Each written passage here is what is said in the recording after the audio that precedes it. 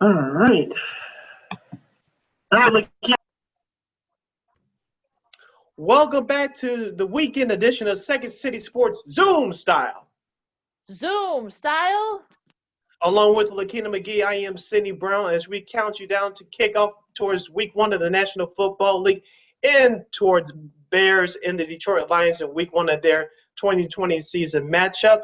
And before we bring on our next guest, you can follow yours truly on Twitter and Instagram at SidKid80. That's SIDKID80. That's SIDKID80. You can catch Second City Sports along with our other wonderful programming from We Are Regal Radio on Anchor, which kicks you over to SoundCloud, Spotify. We're everywhere. Wherever you download your podcast, we're right there. Also, download the iHeartRadio app and search for War on Anchor. That's WARR on Anchor, and you'll find us there. You can follow me at Keena McGee on Twitter, at Keena_McGee on the Instagram. And you can also follow the show and all the other shows on We Are Regal Radio on YouTube. Sid, where can they find us? That's War Media. That's WARR Media. Like, share, subscribe to the page, and leave us our stars. If you could leave stars and leave us your comments as well. And tell your friends. Yes. And our guest for this segment, as we preview Bears, Lions, and other Week 1 action from the National Football League, is Matt Verderame. He's from Fansided.com. He's their NFL writer. Also, he hosts a podcast with WGN Radio's Mark Carmen called Stack the Box. Matt, welcome to the program. How are you today? Hey, I'm great, guys. Thanks for having me. No problem. Where can people find you on social media? Always on Twitter, unfortunately. At Matt Verderame, Verderame. And that really is pretty much it. I finally deleted Facebook, and so Twitter's it. All right. Before we break down the Bears and their matchup against the Detroit Lions, we're going to ask you about last night's matchup between the Kansas City Chiefs and the Houston Texans. On hand at first sight, the Kansas City Chiefs look like they could be unbeatable again, just like they were last year, minus Patrick Mahomes' injury. After last night's performance, do you look at the Kansas City Chiefs as an unbeatable team, or do you think they'll be challenged somewhere down the road? I don't look at them as unbeatable, but I certainly think they're the favorite. Look, they come off a year where they didn't lose any starters or any players that played at least 60% of the snaps last year. That's the first time that's happened since the 01 Patriots for a Super Bowl team. So they had a lot of continuity. They looked like it last night. Started off a little slow, 7-0. Then they reeled off 31 straight points. Look, they're going to be harder to defend because they're more balanced. Clyde Edwards-Helaire comes in, has 138 yards on the ground. He had a touchdown. He looked terrific. They'll mix him in more as it goes on as well in the passing game. So, look, I think the scariest thing coming out of that game for opponents with the Chiefs was the running game and the fact that their defense before garbage time gave up 7 points. So, yeah, to me, they're the favorite. Are they unbeatable? No. I don't think that exists in the NFL, but I think certainly you look at them and say, yeah, if you had to bet your life on a team, they're probably it. If I were to ask you right now, Matt, Super Bowl, do you take the Chiefs or the field? I'd take the field only because the odds just say to take the field, right? Like in the NFL, injuries happen, guys get hurt. So I would take the field. Now, if you ask me if I had to take one team, like I said, I would take Kansas City. I would take the field against any team, simply just based off probabilities. But look, Kansas City is going to be a rough team to deal with. Last year, in the last 5 games of the regular season, they gave up the fewest points in the league. They were very good defensively in the playoffs. Then they come out. They were really good again last night. They didn't even have Rashad Breeland starting corner for them. Mike Pennell starting D tackle is their best run defender. They're going to be difficult to beat.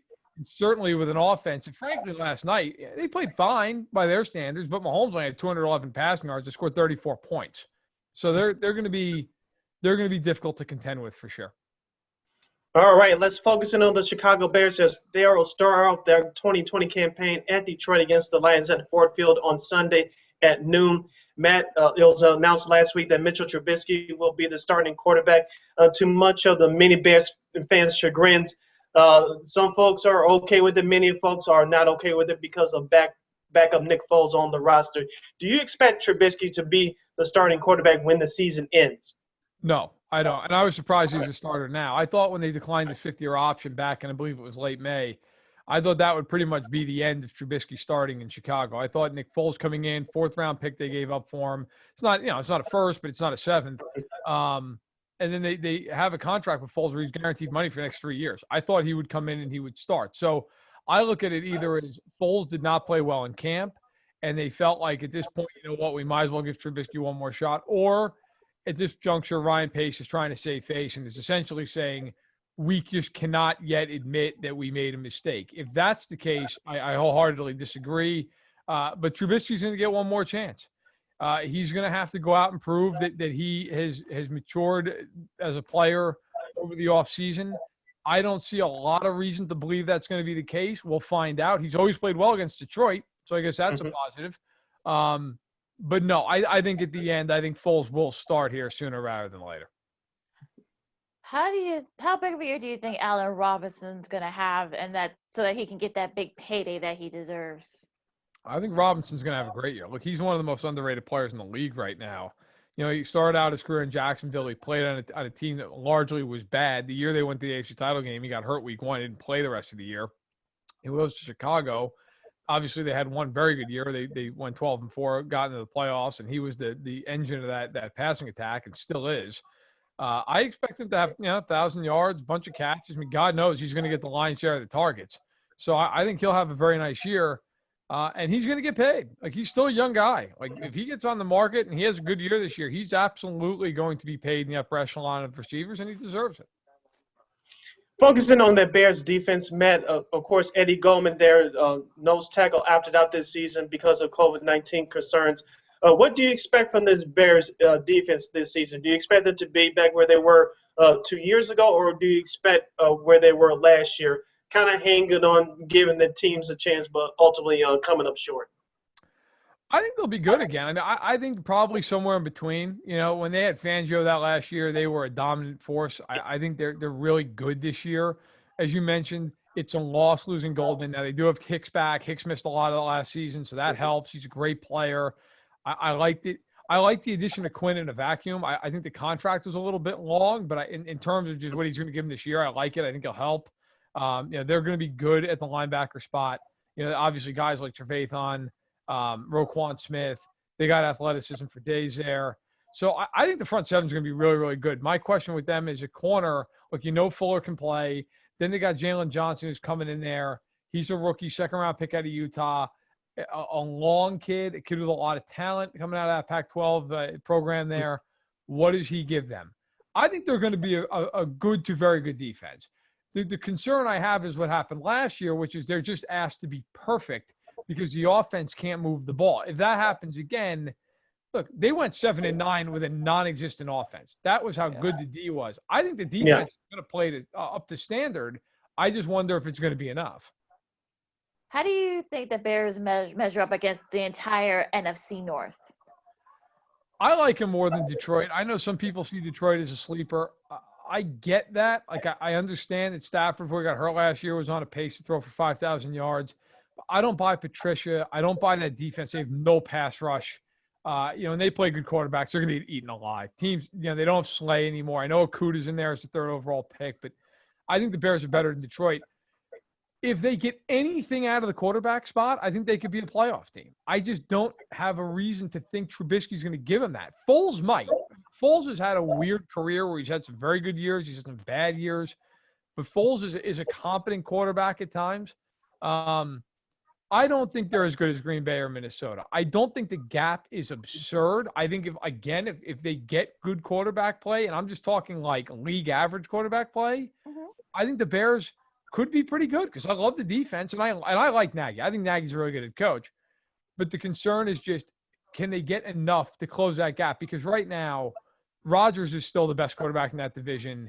And then Cousins, look, he's not great, but he's good. And that Vikings roster is really good around him, save maybe a little bit for the offensive line. So I think the Bears are a 3rd-place team right now. If the quarterbacks play better, I could see them moving up. Matt Verderame, NFL writer from Fansided.com, is joining us right here on Second City Sports Zoom style, along with Lakeena McGee. I am Cindy Brown. Matt, let's focus in on the Bears-Lions matchup for Sunday. Of course, you mentioned Trubisky has had his success against the Detroit Lions in the past. The one thing that concerns me is the Bears' running game because they're going into it without David Montgomery. He's going to miss the first couple weeks of the season. What are your keys for a Bears victory at Detroit? What do they have to do to win? Yeah, so look, I broke it down over at Fanside, and I wrote a little bit about each one of these games and just some different things to kind of keep an eye on. And when I wrote about the biggest mismatch for Detroit in their favor, I think it is the run defense. Look, Detroit was 8th in the league last year against the run in terms of yards per carry, 4.1 yards an attempt. The Bears only ran for 3.7 yards an attempt, which is the third worst figure in the league. So I think the Bears are going to have to throw to open up the pass in this game, which obviously I understand is going to worry some Bears fans considering their woes in the passing game. But the good news is the Lions do not have a very good pass rush, and they don't blitz. Last year, the Lions only blitzed 18% of the time, one of the lowest figures in the league. Trubisky should have time to throw the ball in this game. And so if he does, then it becomes a matter of like him identifying the coverage, who's going to be open, what his first read is, and getting through the progression quickly. Look, another thing too, get the ball out in space to Tariq Cohen, get the ball in space to Allen Robinson. The Lions missed 127 tackles last year. That was the 5th worst figure in the NFL. So use the speed, make them make tackles in the open space, especially considering there's no preseason. It's going to be sloppy. We saw the Chiefs and the Texans miss tackles all over the place on Thursday night. So I think for the Bears, get the ball out in space to your fastest players. And then defensively, I think it comes down to getting a pass rush on Stafford. If they can do that, they'll be fine.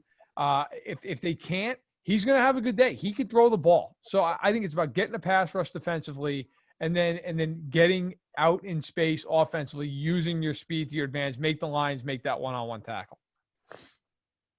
Who are your sleepers or any kind of surprises that can pull us off, especially the way this season is sort of set up? It's unprecedented with everything we've gone through.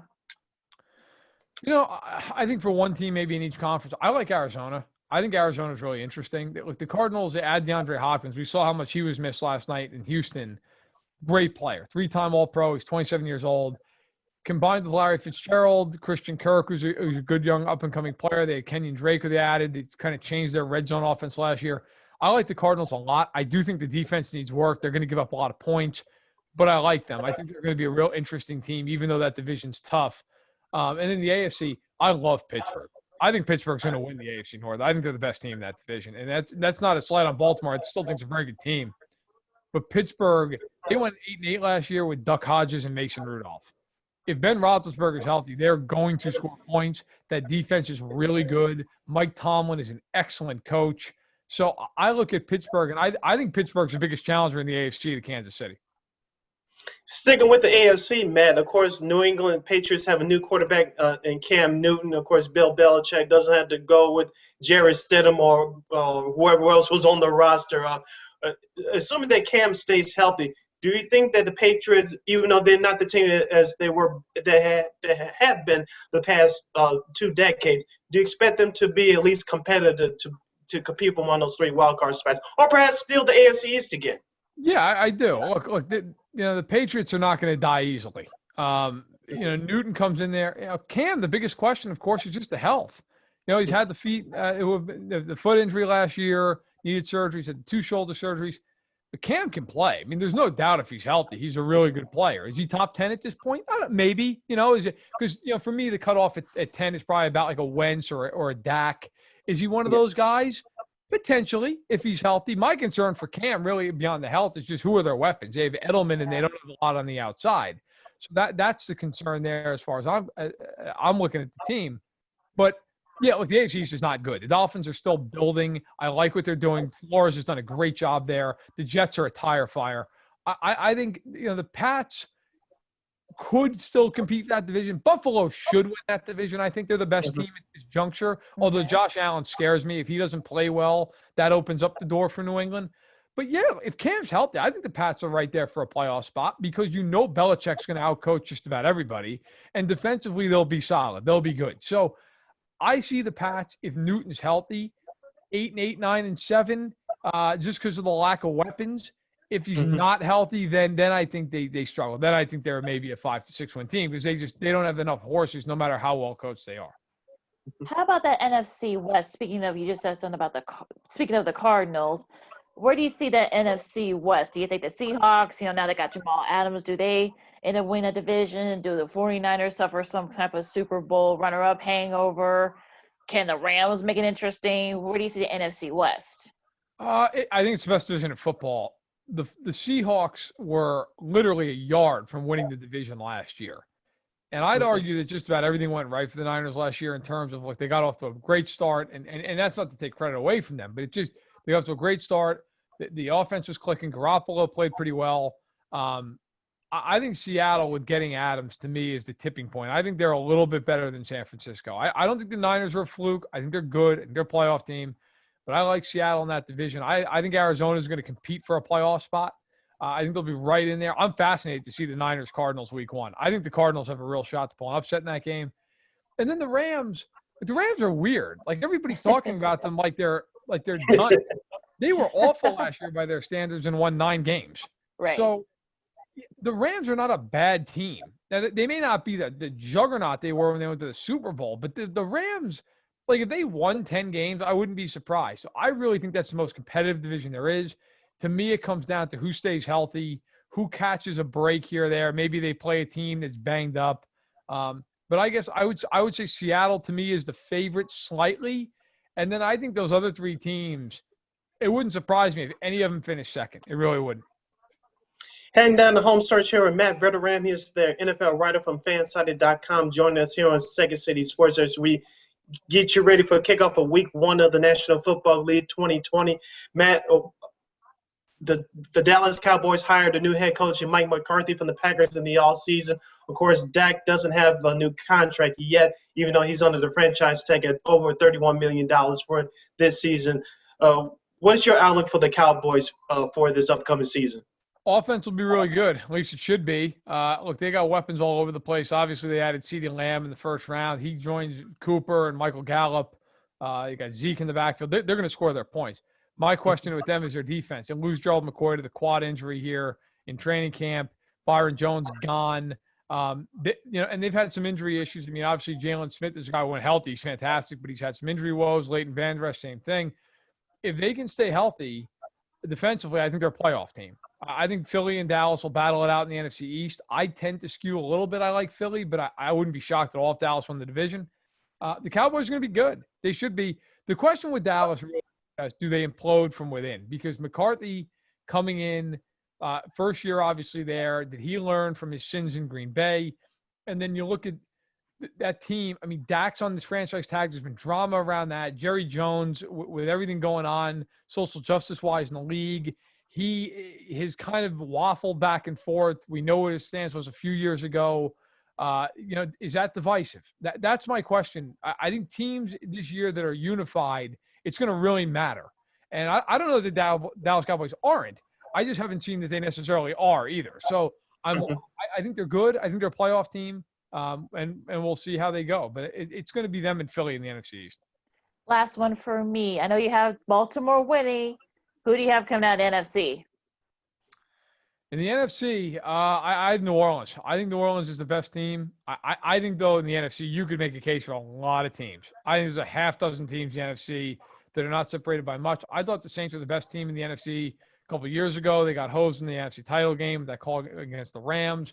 Last year, I thought they were 13-3. They were excellent. They don't even get a bye, and they end up losing in the first round. I think they'll meet Kansas City in the Super Bowl. I think they're the 2 best teams. I think the Chiefs are the best team. I would pick them to win. But New Orleans, they also have the added incentive. This is probably it for Breeze. So I think those 2 teams get there. I'm more confident in Kansas City getting there than New Orleans. I'll take the Chiefs to beat them in the Super Bowl come February.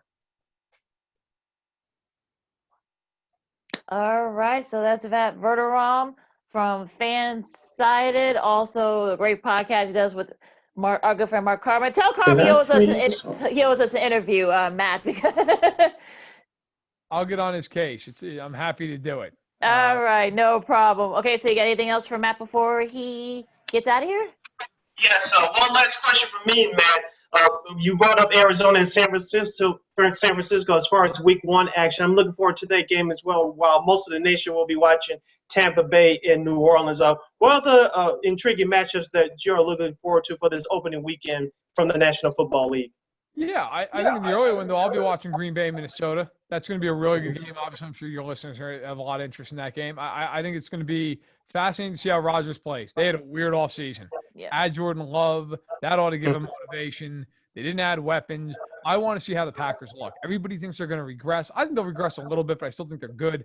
What do we get out of that game? And then I'm also going to be watching the Chargers and the Bengals, which is another late game. So I'm going to have a few different screens going at the same time. I am very fascinated to see how Burrow plays. That's a good defense with the Chargers, even without Derwin James. But I'm curious to see it. And as you mentioned, I do have that stack. I have the podcast with Mark Harmon. If I can say, we'll be breaking it all down Sunday night. For anyone who wants to listen, it's Stacking the Box. It is on iTunes and Google Play. And I hope your listeners, they already have enough good taste to listen to this podcast. Maybe they'll listen to one more. All right. That was Matt Verderame of Fansided.com. He's the NFL writer, of course, as you just mentioned, Stacked on the Box podcast with WGN Radio's Mark Carmen.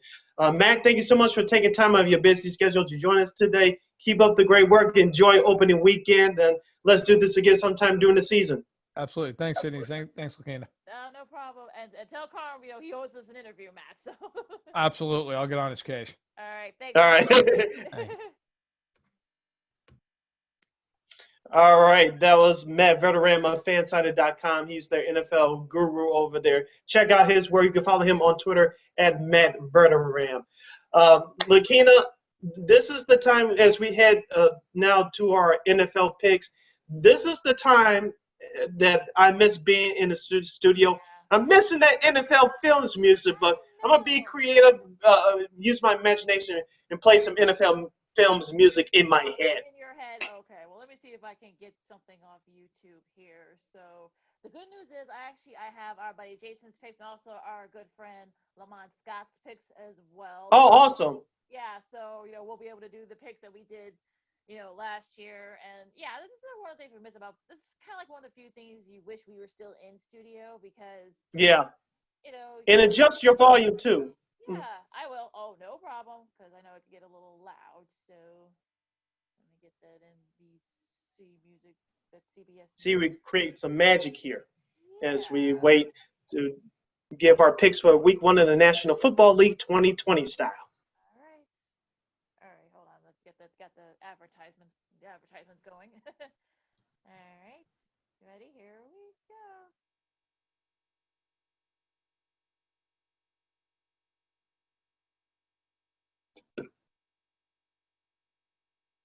And turn up your volume to you, Lakeena. Turn up my volume? Okay. Yeah, I can barely hear you. Okay. Can you hear me now? You're still a little fainted. Okay. I got this thing as far up as I could. All right. Now I can hear you. All right, perfect. Well, All what right. do you know? Oh, this darn volumes. All right, Sid, so you start off. All right. I don't have the schedule in front of me, so I'll have to depend on you to get the schedule. Okay. All right. So we'll start off in the NFC East. You got the Eagles against the Washington football team. Who do you have? I'm going with the Washington football team only because they are at home, and head coach Ron Rivera, he's going in the new direction. There's going to be a new culture with that football team. Of course, shout out to our good friend Julie Donaldson. She's a part of that radio team over there. So I'm going to give her our support on Sunday, listening to their pregame shows and their postgame shows over there. So good luck to her in that venture. As far as on the field, Philadelphia, I know Carson Wentz. The question is, can he stay healthy all year? I don't know if he can stay healthy in this game. Washington's defense is much improved from last year. The offense still needs a little bit of work in terms of the running game, but it's a division game, and the injuries concern me for the Philadelphia Eagles. I think this is a perfect spot for an upset. This is one of my two upsets, so I'm going with the Washington football team at home against Philadelphia. Yeah, I don't know how Dwayne Haskins is gonna, play because he's got the keys now, and like you said, Sid, that Eagles team, they're a year older, and I mean, I just don't know what I'm going to get from that Eagles team. I know I see some people having them winning the NFC East. I just don't see it happen. I think they can compete with Dallas, but I don't see it happening. This is sort of like, we'll see what we got type of thing for the Washington football team. So I'm going to pick the Eagles, and you're on your own, Sid, because both Jason and Lamont have the Eagles as well. Okay. All right. So next up, let's see. All right, next up we're gonna go to the AFC East. We got the Dolphins and the Patriots. I'll start on this one. The Patriots, I mean, we'll see how Cam Newton looks with that offense. I mean, you got Julian Edelman, they got the running game, but you really don't have nobody else. So, and plus, especially since they're like half their defense opted out. So that's another thing that sort of people aren't really talking too much about. I know some people actually have the Patriots maybe perhaps being a slipper in the AFC East. I just don't see it happening. Miami, I mean, they made inroads last year. They're playing inspired. I think this might be my first upset. I'm picking the Dolphins. That wouldn't surprise me, Lakeena. If you would have asked me about 4 or 5 months ago, before, of course, Cam Newton came to the Patriots, I would agree with you. But now since Cam is with the Patriots, I'm going with the Patriots in a close one. Once again, it's an AFC East division matchup. As Matt mentioned in our interview, I like their improvements for the Dolphins and head coach Brian Flores. It wouldn't shock me if that happened, but to be on the safe side, going with the experience and Bill Belichick on the other side for New England, even though it's a home game for the Patriots, I'm going with New England. And both Lamar and Jason both have the Patriots. All right, next up we go to the NFC North. We got the Packers and the Vikings. You start this one, Sid. I am going with the Vikings. You know what I've been saying about Green Bay all season. They're like the San Francisco 49ers. They're going to come back down to earth. They still may be a good team, but their defense is not as scary as it was a year ago. They're not going to be playing smoke and mirrors. We all know Aaron Rodgers is a whole lot salty because they drafted Jordan Love in the second round, in the first round with their as a quarterback. But with that being said, Minnesota revamped their defense a little bit, picking up the start defensive end from Jacksonville via trade. Of course, Adam Thielen is back now in wide receiver. No, they don't have Stephon Diggs anymore, but their offense still should be good. It all starts with the running game and Dalvin Cook. For that alone, I'm going with the Vikings at home. I'm going to pick the Vikings as well. Well, and I think from top to bottom, that is a really good Vikings team. And look, I picked them to win the division, and I have good reason for that. I know Kirk Cousins made some inroads last year.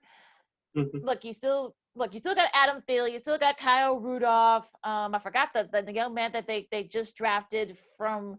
I believe it was LSU. I forgot his name, but I'll look it up in a little bit. But Dalvin Cook, Justin Jefferson, that's his name, Justin Jefferson. And so I think that, and plus their defense is still really good. I know they lost Emerson Griffith, but they got Yannick Ngakoue from Jacksonville, so I think he definitely fills that void. So I'm picking the Vikings, and I wouldn't be surprised if they win it pretty handily, even though this is sort of one they always play each other tight. Jason has the Vikings, and Lamont's got the upset. He's picking the Packers. I wish he was here so we could tell us why he thinks that, but that's what he got. So, all right, we'll see. Okay, we can skip this one, Sid. In AFC South, we got the Colts and the Jags. I'm going to keep it short. I'm picking the Colts. Yeah, I'm picking the Colts as well. You know me, Phillip Rivers. I like him as a quarterback. Jacksonville, they got rid of everyone, so for that long, I'm going with the Colts. They should win this game handily. Yeah, and so does Lamont, and so does Jason. So, yay, our first sweep! Woohoo! Raiders and Carolina. This is sort of the Raiders going cross country to play the noon game. Where do you see this one? I'm actually going to pick the Raiders for this one. Of course, Carolina, they're starting off a new era at quarterback with Teddy Bridgewater.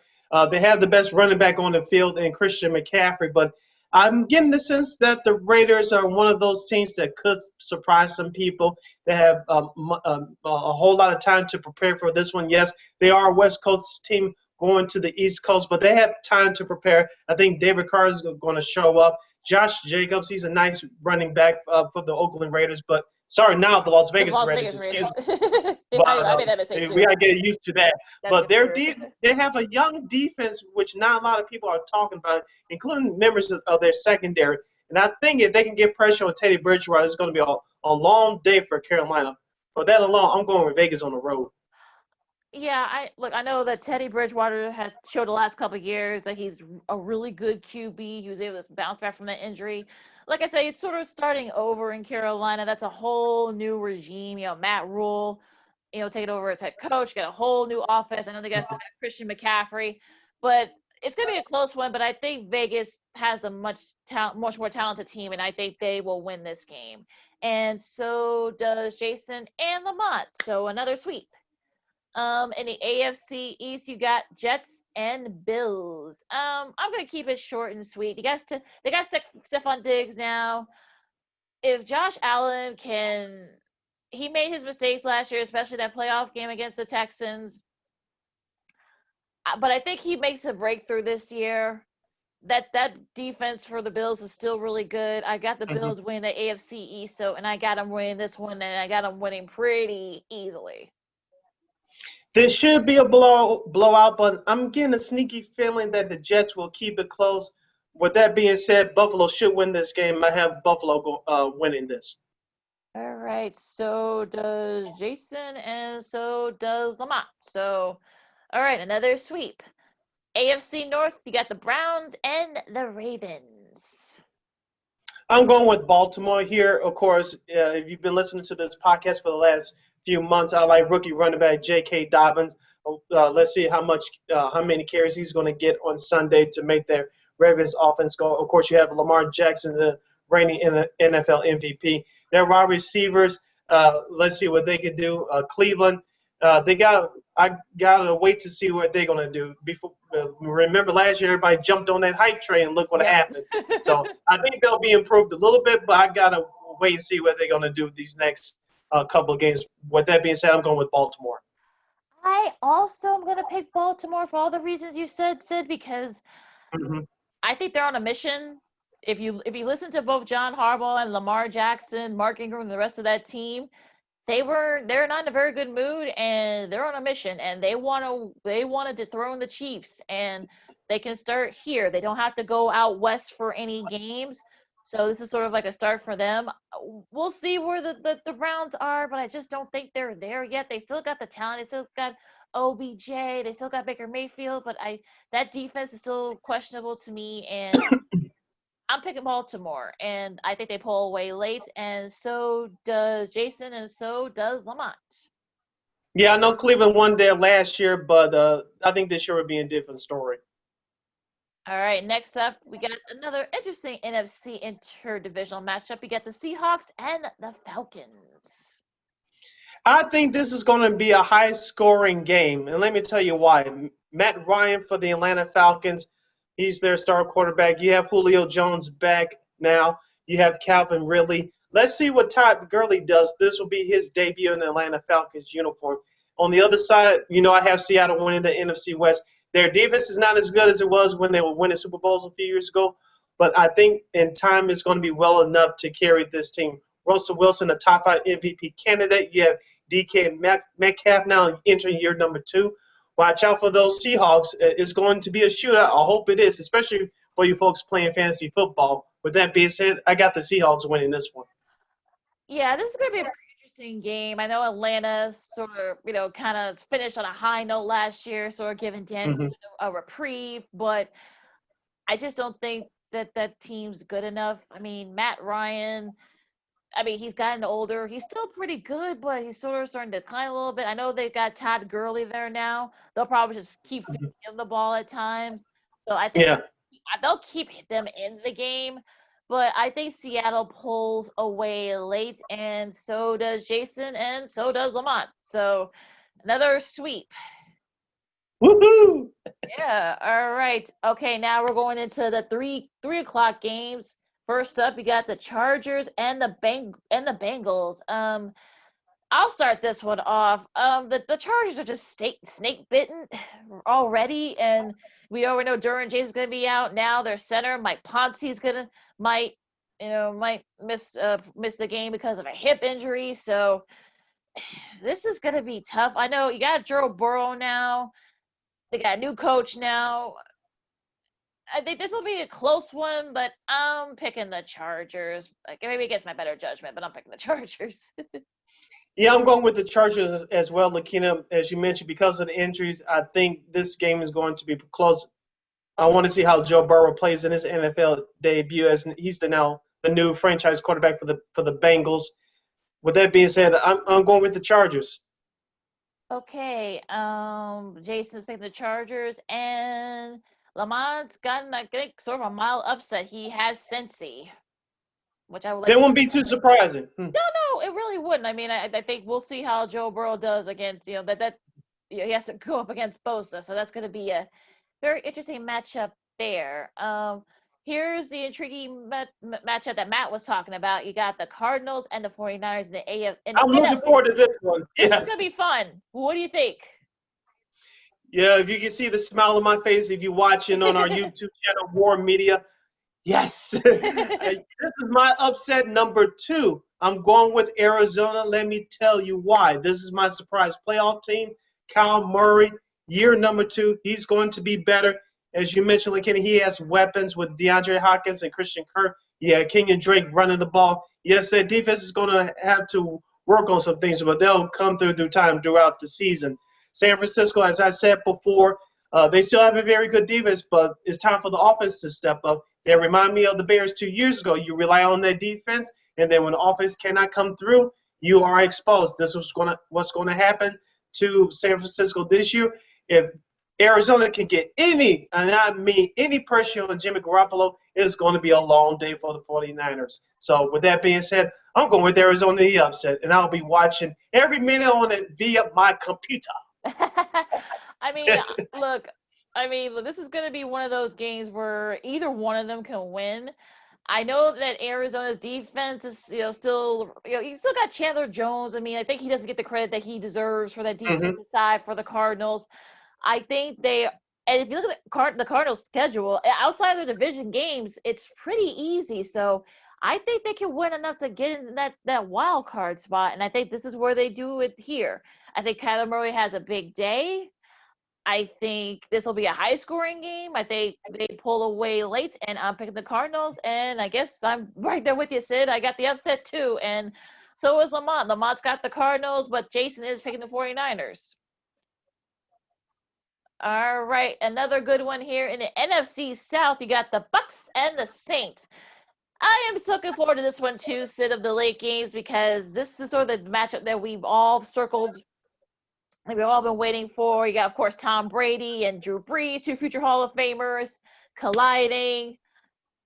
I'm dying to see how this Bucks offense looks with Tom Brady. Of course, you got Gronk now back. Mike Evans is questionable, so that might be an issue too. Of course, we know the Saints in their offense. Alvin Kamara, Mike Thomas, probably the best wide receiver in the league. Their defenses are still, the Bucks defense got better, and we know how good the Saints defense is. This is a tough one, but I think just because they're at home, I'll pick New Orleans. I'm going with New Orleans as well. The matchup for me is that Bucks defense against that Saints offense. Now, if the Buccaneers defense, their front row can put any pressure on Drew Brees, it's going to be a long day. But I don't think they can do that for 60 minutes. I just don't see it. And assuming Kamara plays, which I think it will as of this broadcast, he's going to have a big game against that Buccaneers defense. So with that being said, I'm going with New Orleans at home. And it's a sweep. Everybody else, both Jason and Lamont, got New Orleans. So watch Brady throw for like 5 touchdowns and the defense somehow gets a pick 6 and they end up winning it. That's just how it happens with us here. Yeah, TB12 strikes again. All right, the Sunday nighter, you got the Cowboys and the Rams. The Cowboys are my NFC East Division Championship winners, and you're going to see why on Sunday. The Rams, on the flip side, with their defense, they still have Aaron Donald, but it's a revamped type defense. I want to see how they do against the run. I expect Zeke Elliott to run all over their defense, run away from Aaron Donald. I expect that to have a good game. That Cowboys defense, I think they'll do enough to pressure Jared Goff because they don't have a running game. Who's going to run the ball for the Rams? I don't know. But with that being said, the Cowboys should win this one. So I have the Cowboys on the road.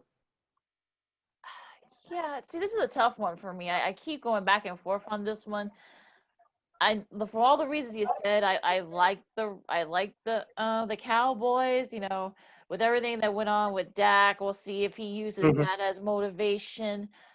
But I'm not really ready to sort of write off the Rams just yet. I think Golf does enough to, get it going. I know Todd Gurley is not there. They had to get rid of a lot of guys on defense because of money. So this is a tough one, but just because they're somewhat the better team, I'll choose Dallas. And Jason actually has the Rams. I'm trying to see which one that Lamont pick.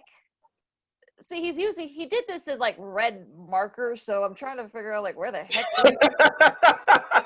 I gotta Make it tell simple next time, Lamont. yeah, just do a check mark or something. That way I don't have to be like reading it. So he has Dallas too. So Okay. all right, so there you go. Split there. You got the Steelers and the Giants, the first Monday nighter. Even though there'll be no fans in technically the state of New Jersey, Big Roethlisberger, Big Ben is back for the black and gold. On the other side, you have Daniel Jones, a.k.a. Danny Dimes. You have Saquon Barkley now in his third year. Hopefully he can stay healthy. With that being said, the Pittsburgh defense grew up before our eyes last year, even though they had backup quarterbacks. Their team almost made it to the playoffs. Right now, with a healthy roster and with a little bit more experience, that defense is better than the New York Giants defense. With that being said, I'm going with the Steelers on the road. Yeah, same here. I mean, I just the Giants they got a new coaching staff too, so I just don't see it there yet. I mean, I'm sure Saquon Barkley's gonna look pretty good, but I think Big Ben wants to sort of have like one more last dance, if you will, like the one Mm-hmm. last hurrah. And like you said, that defense actually got better. Like I said, Cam Jordan, they locked him up, so that's a good sign there for that defense. So I think the Steelers will win this, and I think the Steelers will win handily. And both Lamont and Jason say the same thing, so they both picked the Steelers. Watch out for J.T. Watt as well Yeah. for the Steelers. Oh yeah, like his big brother JJ. Yep. Titans and Broncos. Where do you see this one? This is tough for me, Lakeena, because Cortland Sutton, their wide receiver for Denver, he went down with an injury yesterday. He's questionable at best to go on Monday night. Of course, they lose Von Miller, their stud linebacker for the year with an injury. But the Titans on the other side with Derrick Henry with the running game, they're going to lean on him heavily. But let's go with the trends here. The Broncos usually do well at home in the month of September. And it's going to be the feature Monday night game, the late Monday night game on ESPN on Monday, 9:15 Chicago time. With that being said, I cannot see Ryan Tannehill tearing up that secondary of the Broncos. I just cannot see him doing that. With that being said, I'm going with the Broncos at home. For the same reason, I'm saying the Broncos too, Sid, because the same reasons. I know Von Miller's out, but that's still a pretty good defense. Cortland Sutton is, probably one of the top young wide receivers in the league. I remember seeing him at Tennessee. Knew he'd be good, so hopefully he'll be able to play. But like I said, he's been listed as doubtful. At Tennessee, I mean, Tannehill, I just wonder, was that like a year wonder, if you will? I know that Derrick Henry, is Derrick Henry, but I just not really a big believer in the Titans this year. I know they were able to sneak into the playoffs last year, but I just don't see it this year for them. So injuries and all, like you said, Sid, they tend to, the Broncos tend to play very well at home in September. So I'm gonna pick the Broncos, and so does Jason. But Lamont has picked the Titans, so which wouldn't really shock me, honestly. So we'll see what happens there. Right. Last but not least, you got the Bears and the Lions at Ford Field. And our good buddy Mark Grody just tweeted this out that Robert Quinn is listed as doubtful for this game, but Khalil Mack and David Montgomery are down to questionable, as well as Cordell Patterson. So does that change your pick? It doesn't. As we mentioned before throughout this episode, the Bears' defense is much better than the Detroit Lions' defense, assuming that Khalil Mack will play. If you would have asked me a couple weeks ago after the David Montgomery injury, I would have said Lions hands down. But looking overall, the Bears should win this game. Quarterback Mitchell Trubisky has had his success against the Lions in the past, last year, and definitely with that game at Soldier Field 2 years ago. So Trubisky, all he has to do is find the open guy, don't overthrow that receiver, and he'll be fine because Matt Patricia, that Lions head coach, as I mentioned, he likes to play man against Trubisky. And when he does it again, hopefully Trubisky will make the Lions defense pay. For that alone, I'm going with the Bears. Bears. Yeah, this doesn't really concern me too much here, these injuries for the Bears.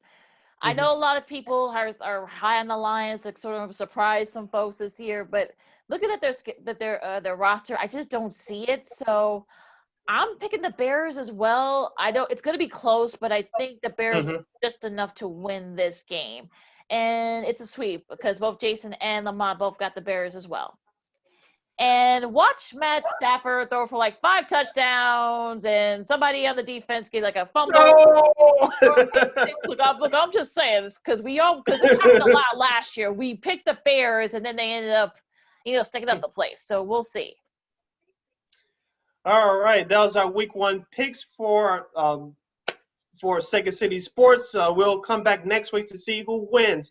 Now, Lakeena, we have a couple of minutes left in our All Football podcast episode. We did our predictions as far as playoff teams and division winners the other day, but we did not reveal our Super Bowl picks. I know that we all have a game in hand with the Texans and Chiefs playing on Thursday. So I'll go with you first. Who is your Super Bowl what's your Super Bowl matchup and who's your Super Bowl winner? Me have the Seahawks and the Ravens for this year's Super Bowl. I think the Seahawks will do just enough to get through that NFC, just because the NFC is wide open, and looking at some of the teams from top to bottom, I just don't see the Seahawks probably have maybe the best talent top to bottom. I think the Seahawks will beat Minnesota to win the NFC. I think the Ravens upset the Chiefs for the AFC, and I think the Ravens will end up winning the championship, and Lamar Jackson will win MVP. I'm going outside the box a little bit. This year, 2020, has been a year of change, a year of uncertainty on all fronts. And we haven't seen too much crazy stuff in the sports world, but it may happen in the NFL. I agree with you as far as the NFC representative. It will be the Seattle Seahawks. Mm-hmm. But in the AFC, I have the Buffalo Bills. And I have Seattle winning the whole thing.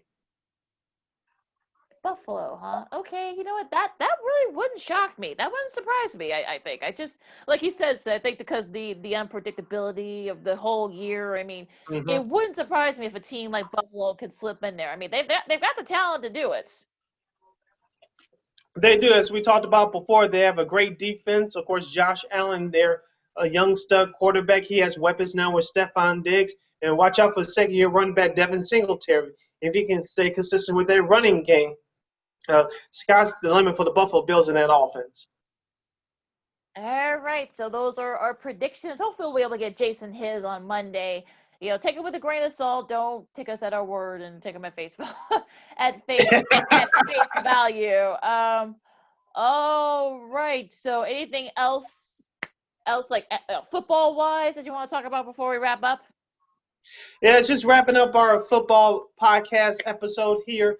I'm really looking forward to week 1. As we mentioned with Matt Verderame from Fansided.com earlier in the hour, as most of America will be watching Tampa Bay in New Orleans. I'll have that on DVR and watching it later. I will be watching Arizona, San Francisco via my laptop.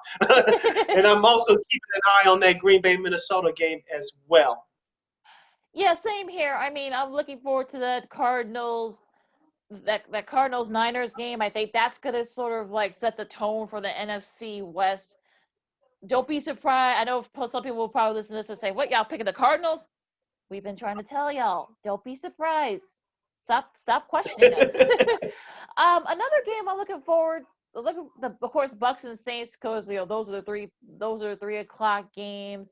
I'm dying to see how the Ravens look and how the 49ers will look, how the Vikings look. So I'm looking forward to like how some of these teams look, especially with there being no like real off season, no training camp or anything like that to sort of rely on. So this is gonna be very interesting though, Sid, especially like we've been saying, the aesthetics of everything is going to look very different. The feel of it's going to be different. So I'm looking to see how all this goes. Yeah, I'm looking forward to it as well. And one last question before we call it quits. Any new announcing crews, whether it's from CBS, Fox, or ESPN, are you looking forward to listening and watching the most? At least being intrigued by. I'm looking forward to see how Ian Eagle and Charles Davis sound together, because this is Charles Davis's first year with CBS. Of course, they didn't renew Dan Faust's contract, so now Ian Eagle has a new partner. They switched the Kevin Harlan and Greg Gumbel around, which I thought was pretty interesting. Yeah. Harlan's now with Trent Green and also Melanie Collins, who's a really good sideline reporter. And now Gumbel's now with Rich Gannon, who's actually pretty good himself. So I'm looking forward to see how they sound. I mean, our buddy Spiro Ditas and Adam Archuleta, former Bear at one point, they always sound great together. Thanks, Lovey. Yeah, right. Exactly. Right. I mean, as for Fox, I mean, our good friend Adam Amin, we'll see how he does with Mark Stink Schlereth. Jonathan Vilma, another guy I'm looking forward to seeing. He didn't call games when he was doing college football with ESPN, so I'm looking forward to see how he does with football. He'll be doing the Bears game with Kenny Albert on Sunday. Yep. And yeah, I mean, what about you, Sid? I'm looking forward to the number 2 crew from Fox. Is of course is not Kevin Harlan, is Kevin Burkhardt and Darren Moose Johnson. I've really been a big fan of his for a long time. Yeah. He's worked with Big Stockton in the past. He's worked with Kenny Albert for many years. Of course, he worked with Chris Myers the past couple of years. Now he's moved up back to the number 2 crew. So him, Pam Oliver, and Kevin Burkhardt, they're going to do some great things. I know they're doing the Philadelphia-Washington game on Sunday. And also I'm looking forward to the new Monday Night Football crew on ESPN, Louis Riddick and Brian Greasy and Steve Levy. That should be a whole lot of fun. I mean, I know people look at the names and they sort of say, really? But look, this is not like in the 70s where you had Howard Cosell and Frank Gifford and Don Merrill. I mean, look, that was a rare crew. I mean, look, our generation said we had Al Michaels, Frank Gifford, and Dan Dierdorf, which they don't get their due. I think they were pretty good. I don't know how you felt about them, Sid, but I thought they were pretty good. And I think you guys here are going to be pretty good too. So, and of course, since the ESPN and ABC, they're trying to kind of get back into like the NFL sort of Super Bowl rotations. So they need a solid crew, and I think they will. I think they'll do just fine. Yeah, I know Louis Riddick, who used to be with NFL Life. I know he was upset a couple of years ago when he didn't get that spot, which went to Jason Witten. Now, I don't know where he is now, but I know he went back to playing last year, but I don't know if he's still playing this year or not. But I'm glad to see Louis Riddick back on TV during calling live action. So I think he's going to do one heck of a job. Yep. Yeah. And I think as far as Moose Johnson, I think being with Burke, I think it's only for a year, right? Because isn't Greg Olson supposed to take over after he retires? Yeah. Mm-hmm. Yeah. All right. Well, we'll see. I mean, I think they sound good. They may do a 3-man. I don't know, but also I'm also looking forward to see how the sideline reporters are gonna where they're gonna be. Like we talked about it earlier, because since they won't be allowed actually on the sidelines, it'll be interesting to see how people like Pam Oliver and Aaron Andrews and Lindsay Zarniak and Laura Oakman, who's been doing it for years, Jen Hale. We mentioned Tracy Wolfson earlier, and also Evan Washburn. It'll be interesting to see where all those folks are going to be. I'm kind of interested to see where they're going to put these guys, because also our good friend Mark Grody, who does it for 670 The Score locally here. Also, I don't know how it's going to be for it's going to be like this for all the local teams as well. This is going to be very interesting. Yeah, they had to be creative and present their work to the fans that are watching on TV for those television reports. I want to see how the radio is going to do as well. It shouldn't be too much of a problem for radio, but for television, which is so visual, how would these sideline reporters present their work? Will it be sitting in the stands? Will they be separated in a different press box? Well, we don't know, but I'm intrigued and interested to see all this play out. Should be fun. Now also some outside the football realm, you got game 7, Raptors and Celtics going on, for a spot to play against Miami in the Eastern Conference Finals. So that should be a good one there. Mm-hmm. I think the Raptors might end up pulling it out, but if the Celtics continue that hot shooting, they're going to be tough to beat. Couldn't agree with you more. I'm going with the Raptors. Now, do both in the West, do both LA teams win their respective game 5s and they end up, ending it and sort of going on that collision course that we expected? Yes. All right. And let's see what else. The Cubs, White Sox. We'll talk more about that on Monday's podcast. Mm-hmm. The U.S. Open, you got the finals coming up there on the women's side. Unfortunately, the Serena Williams wasn't able to. She lost to Azarenka. Azarenka actually finally exercised those demons, being Serena for the first time in a Grand Slam. So it'll be her against Osaka. So that should be a fun one there. On the men's side, you're going to see a first-time champion. So that should be it'll be a great win for them. Even though yes, the big three of Federer and Nadal, and of course we all know what happened with Djokovic earlier this week. So that should be a fun one as well. Like I said, you got college football starting kind of in full swing. That's another thing I'm interested in, Sid, because we've seen there have been some outbreaks, in some of these campuses. Wisconsin just had to go to remote learning for a couple of weeks because there was an outbreak there. So, yeah, I want to see him trying to pull this off. At Clemson, Wake Forest, this weekend. Also, Syracuse, North Carolina. Duke and Notre Dame. So some matchups in the ACC, they kind of get their games going. So will be very interesting. We'll definitely check those out. So busy sports weekend, Sid. Yes, it is. I'm ready to head up out of here and get ready for the Bears, Lions, and plus other Week 1 NFL action. Of course, there will be no fans in the stands as of right now, but it still doesn't mean that football isn't back. Football is back. And I cannot wait to tune in. And the ratings for, I believe those ratings for the Texans-Chiefs game, that it was huge. Although the official number one part won't come out till later on, but for what I've read, the preliminary ratings were really good. So I'm sure people are glad that, the NFL's back. Yep, and don't forget about the gambling aspect of it. Not just fantasy football, but gambling is illegal, including the state of Illinois. So people are going to be betting now more than ever since you cannot attend games in person. Which means that the ratings will be up, up, up. So there's a lot of money to be handled and to be won. So remember, guys, gamble responsibly. On that note, you follow me at Keena McGee on Twitter, at Keena_McGee on the Instagram. You can follow yours truly on Twitter and Instagram at SidKid80. Once again, at SidKid80. That's SIDKID80. That's SIDKID80. You can read all of my articles at realregalradio.com. That's WEAREREGAL radio.com. And you can download this podcast, Second City Sports, along with our other great programming from We Are Regal Radio. Just search for War on Anchor, which kicks you over to Spotify, SoundCloud, Google Play, iTunes. We're everywhere. Just search for War on Anchor wherever you download your podcast. And don't forget to download the iHeartRadio app. Just download that app and search for War on Anchor. That's WARR on Anchor. You can access our programming right there. Also on YouTube. So where are we at on YouTube, Sid? WARR Media. That's WARR Media.